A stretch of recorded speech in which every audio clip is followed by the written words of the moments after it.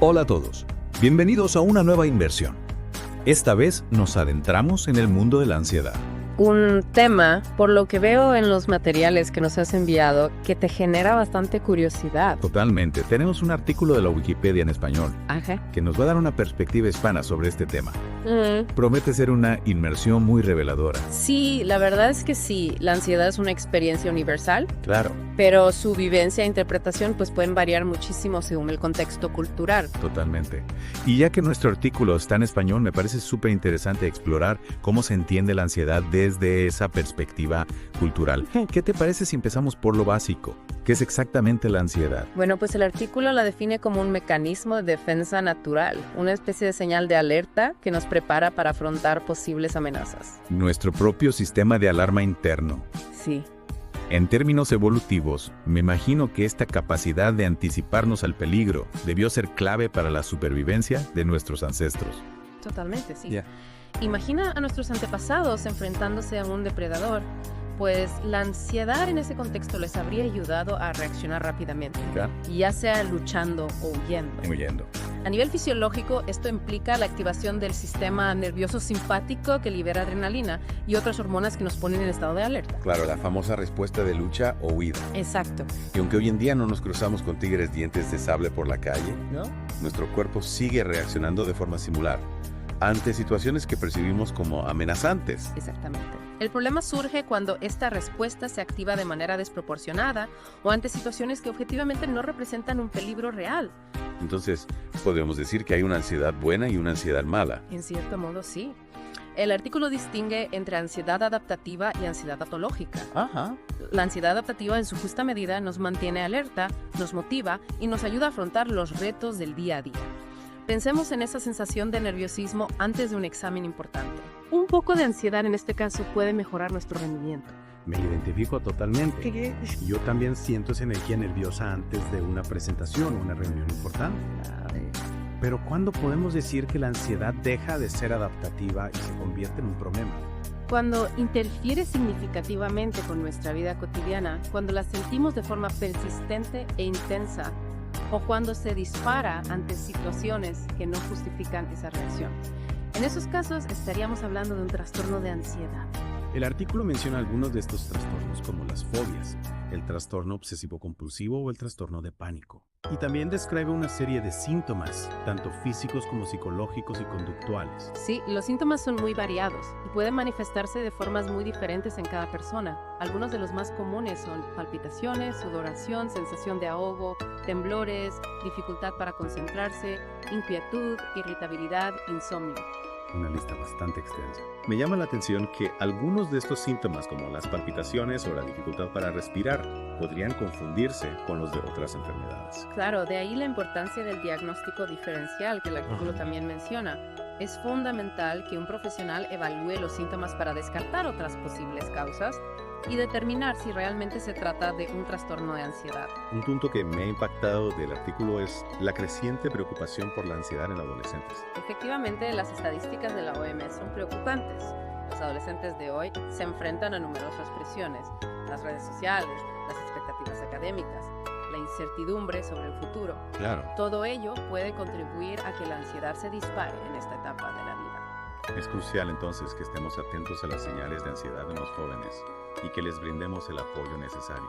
Sin duda, la intervención temprana es clave para prevenir que la ansiedad se cronifique e interfiera con su desarrollo. Y hablando de evaluación, ¿sabías que existen herramientas para medir la ansiedad de forma más objetiva? El artículo menciona algunas escalas como la de Hamilton, la de Goldberg o el inventario de ansiedad de Beck. Es fascinante. Me imagino que estas escalas ayudan a los profesionales a determinar la gravedad de la ansiedad y hacer un seguimiento de la evolución del paciente. Exacto.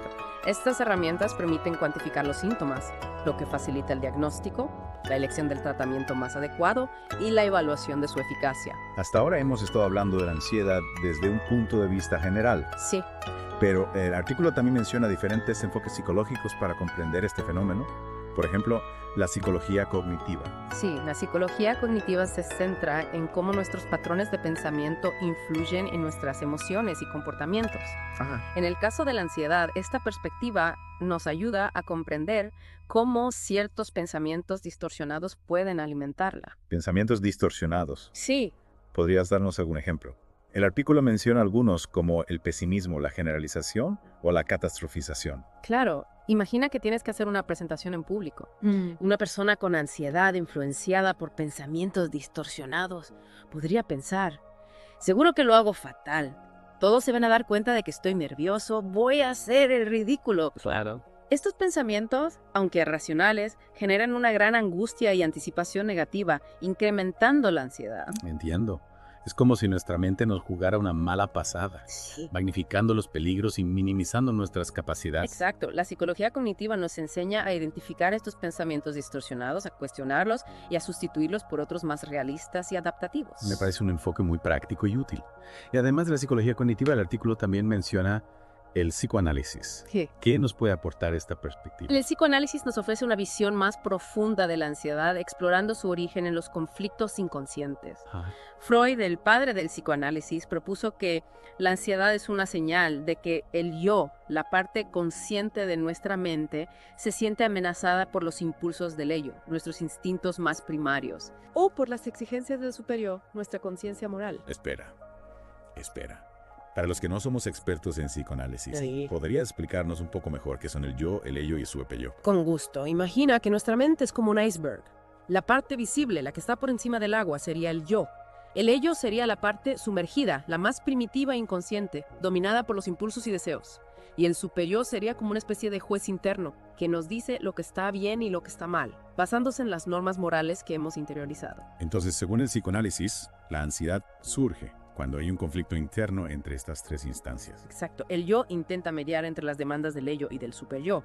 Cuando no logra conciliar estos impulsos contradictorios, surge la ansiedad como una señal de alarma. Es fascinante cómo diferentes escuelas de pensamiento nos ofrecen perspectivas tan diversas sobre la ansiedad. Sin duda, y cada una de estas perspectivas nos aporta herramientas valiosas para comprender y abordar este fenómeno tan complejo. Me parece que hemos cubierto mucha información en esta primera parte de nuestra inmersión. Sí, hemos explorado la definición de la ansiedad, sus síntomas, los diferentes tipos de trastornos, ¿Sí? la importancia del diagnóstico diferencial, la creciente preocupación por la ansiedad en adolescentes, las escalas para medirla y las perspectivas de la psicología cognitiva y el psicoanálisis. Y todo esto desde una perspectiva hispana, Exacto. gracias al artículo de la Wikipedia en español. Y aún nos queda mucho por explorar. Estupendo. En la siguiente parte de nuestra inmersión, profundizaremos en el diagnóstico diferencial y en el pronóstico de la ansiedad. Genial. No os perdáis la próxima entrega de The Deep Dive, donde continuaremos desentrañando los misterios de la ansiedad. Perfecto. Retomando nuestra inmersión en el mundo de la ansiedad, si te parece bien. Sí. Recordamos que en la primera parte Ajá. exploramos su definición, síntomas, la importancia del diagnóstico diferencial y algunas perspectivas psicológicas. Sí, y nos has dejado con la intriga de profundizar en ese diagnóstico diferencial. me parece un punto crucial, ya que la ansiedad puede compartir síntomas con otras enfermedades. ¿verdad? Exactamente, como mencionaba el artículo, la ansiedad puede ser una gran imitadora. Mm. Sus síntomas a veces se solapan con los de otras condiciones, tanto físicas como mentales. Ya. Por eso es fundamental realizar una evaluación médica completa para descartar otras posibles causas. Es como si nuestro cuerpo nos enviara una señal de alarma, pero no siempre es fácil descifrar su origen. Una analogía muy acertada. El artículo menciona algunos ejemplos concretos. Por ejemplo, algunas enfermedades endocrinas como el hipertiroidismo pueden generar síntomas muy similares a los de la ansiedad.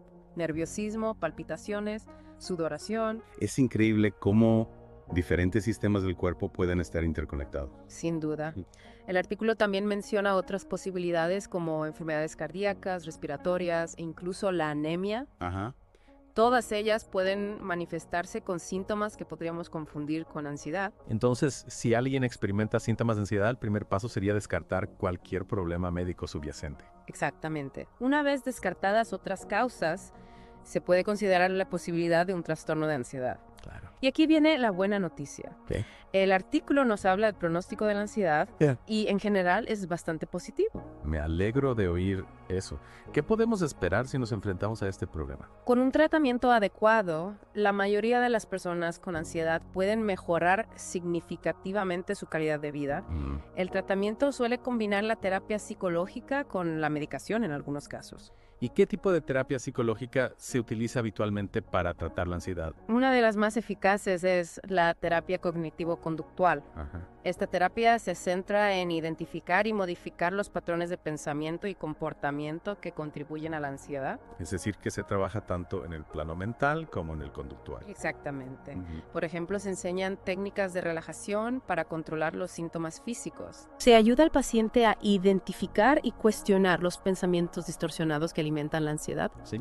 Y se le expone gradualmente a las situaciones que le generan miedo para que aprenda a afrontarlas. Y en cuanto a la medicación, ¿en qué casos se suele recetar? La medicación se utiliza para aliviar los síntomas en el corto plazo, facilitando así el proceso terapéutico. Los fármacos más comunes son los antidepresivos y los ansiolíticos. Entiendo. Es decir, que la medicación no cura la ansiedad, sino que ayuda a controlar los síntomas mientras se trabaja en la raíz del problema a través de la terapia. Exactamente.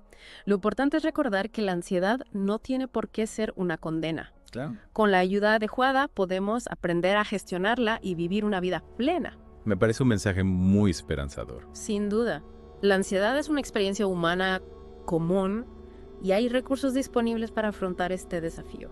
Hasta ahora hemos cubierto mucha información sobre la ansiedad, desde su definición hasta el pronóstico. Y todo esto gracias a un artículo de la Wikipedia en español que nos ofreció una visión muy completa sobre el tema. Cierto, pero nos queda un último punto por abordar: la relación entre la ansiedad y la cultura. Me intriga. ¿Cómo influye la cultura en nuestra experiencia de la ansiedad? Podríamos decir que cada cultura tiene su propia forma de entenderla y afrontarla. De vuelta a Deep Dive, ya en la recta final de nuestra inmersión en el mundo de la ansiedad. Ya hemos explorado a fondo la definición, los síntomas, el diagnóstico diferencial, el pronóstico, e incluso nos hemos adentrado en las perspectivas de la psicología cognitiva y el psicoanálisis. Un recorrido muy completo, sí. Y ahora nos adentramos en un terreno especialmente fascinante: la relación entre la ansiedad y la cultura. Exacto. Justo antes de la pausa, me preguntaba si cada cultura tiene su propia forma de entender y afrontar la ansiedad. El artículo de la Wikipedia no profundiza mucho en este aspecto, pero creo que nos da algunas pistas interesantes. Totalmente. Pensemos, por ejemplo, en cómo algunas culturas valoran la expresividad emocional, mientras que otras fomentan la contención. Esto puede influir en cómo se manifiestan los síntomas de ansiedad. Claro. En una cultura donde se anima a expresar abiertamente las emociones, la ansiedad podría manifestarse de forma más visible, con mayor intensidad a nivel verbal o gestual. Mientras que en una cultura más reservada, la ansiedad podría internalizarse, expresándose a través de síntomas físicos, lo que llamamos somatización. Es como si cada cultura tuviera un idioma propio para la ansiedad, ¿verdad? Con sus expresiones y matices particulares. Me gusta esa metáfora del idioma. Y comprender este idioma es esencial para poder ayudar a las personas que sufren ansiedad en diferentes contextos culturales. Entonces, no solo debemos fijarnos en los síntomas, sino también en el contexto cultural de la persona. Es un enfoque mucho más holístico. Precisamente. La ansiedad no es un fenómeno aislado, sino una experiencia humana compleja, moldeada por múltiples factores, incluyendo la cultura. Y eso nos lleva a una pregunta fundamental. ¿Cómo podemos aprender de otras culturas para mejorar nuestra comprensión y abordaje de la ansiedad? Es un campo apasionante. Investigar cómo diferentes culturas perciben, expresan y afrontan la ansiedad puede enriquecer nuestras estrategias terapéuticas. Por ejemplo, podríamos descubrir prácticas o técnicas de otras culturas que han demostrado ser eficaces para gestionar la ansiedad. Cierto. Pensemos en técnicas de meditación o relajación originarias de Oriente, que se han integrado en la terapia occidental con resultados positivos. O incluso en la importancia que algunas culturas dan al apoyo social y familiar como elemento clave para afrontar la ansiedad. Sin duda. Estudiar cómo diferentes culturas integran la ansiedad en su tejido social puede inspirarnos para desarrollar intervenciones más sensibles y adaptadas a cada contexto. Ha sido un viaje increíble a través del mundo de la ansiedad. Desde su definición hasta la influencia cultural, hemos explorado muchísimos aspectos. Y todo gracias a la curiosidad de nuestro oyente que nos trajo este artículo de la Wikipedia en español, abriéndonos una ventana a la comprensión de la ansiedad desde una perspectiva hispana. Esperamos que esta inmersión te haya ayudado a comprender mejor la ansiedad, a reconocer sus señales y a buscar la ayuda necesaria si la estás experimentando. Recuerda que no estás solo.